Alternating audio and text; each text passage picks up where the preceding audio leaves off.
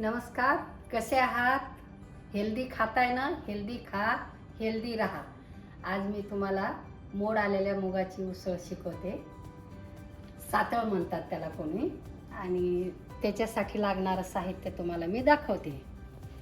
हे मोड आलेले मूग आहेत, पाणी थोडं, कांदा आहे, शेंगादाणे, लिंबू, कोथिंबीर, टमाटर आणि कढीपत्ता, हिरवी मिरची आणि गूळ, मीठ एवढ्या लागणार आहे. हळद, थोडं धण्याचं कूट लागेल. एवढं साहित्य आपल्याला लागणार आहे आणि हेल्दी आणि पौष्टिक आपल्याला उसळ करायची आहे. तरी तुम्ही आता पहा, हे फोडणीसाठी मसाला लागणार आहे. हे आपला मसाल्याचा डब्बा तर घरातलाच आहे, ठेवूया. आणि आता मी काय करते, हे पाणी टाकते थोडं, अगदी थोडं.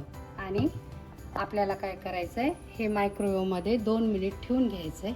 इकडे मी तोपर्यंत फोडणी करते. आता मी तेल टाकलंय. तेल पण कमीच टाकायचं. कोरड्या उसळी असल्या तिथे तेल कमी असलं तरी चालतं.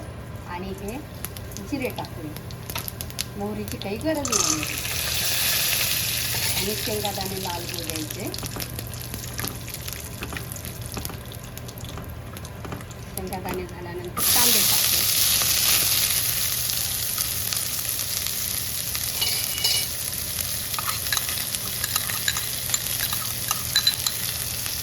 कांदाही थोडा लाल होऊ द्यायचा, थोडा मऊ झाला की चालतो.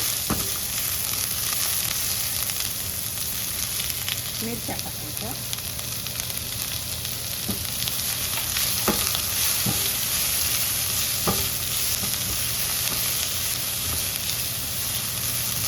टमाटे टाकतो.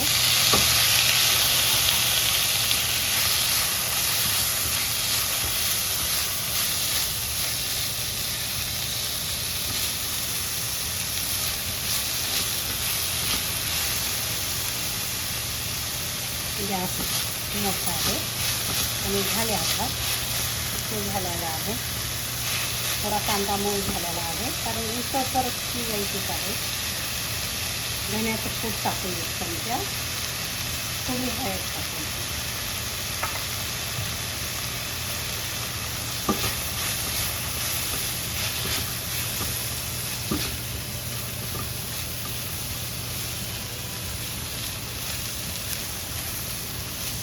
आणि थोडा कांदा होऊ द्यायचा.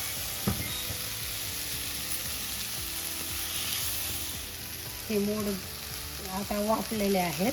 2 मिनिट मी मायक्रोवेव्हमध्ये ठेवलं होतं. तुमच्याकडे मायक्रोवेव्ह नसेल तर कुकरमध्ये सुद्धा ठेवू शकता. आणि ही कुकरमध्येच फोडणी सगळी करू शकता आणि एकदम ठेवू शकता. मच्छी किंवा मूग काहीही असलं तर कुकरमध्येच फोडणी करायची आणि एक शिट्टी घ्यायची. आता हे मी हलवलं आहे, मिक्स झालं सगळं. तर आता आपल्याला काय करायचं आहे, लिंबाचा रस टाकायचा. मी 1 चमचा लिंबाचा रस केलेला आहे, अर्धा लिंबू ठेवलेला आहे, ते टाकलं. आणि साखर पण लागणार आहे आपल्याला थोडी चवीपुरती. मीठ टाकलं, कोथिंबीर टाकली आणि कढीपत्ता पण टाकला. आणि एक मी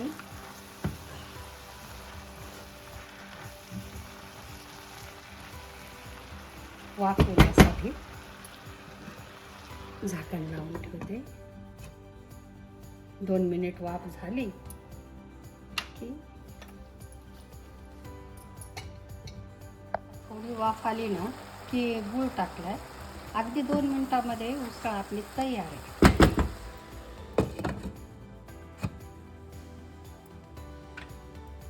आता माझी उसळ झालेली आहे. आता तुम्ही पाहता खूपच सुंदर आणि छान वास येतो.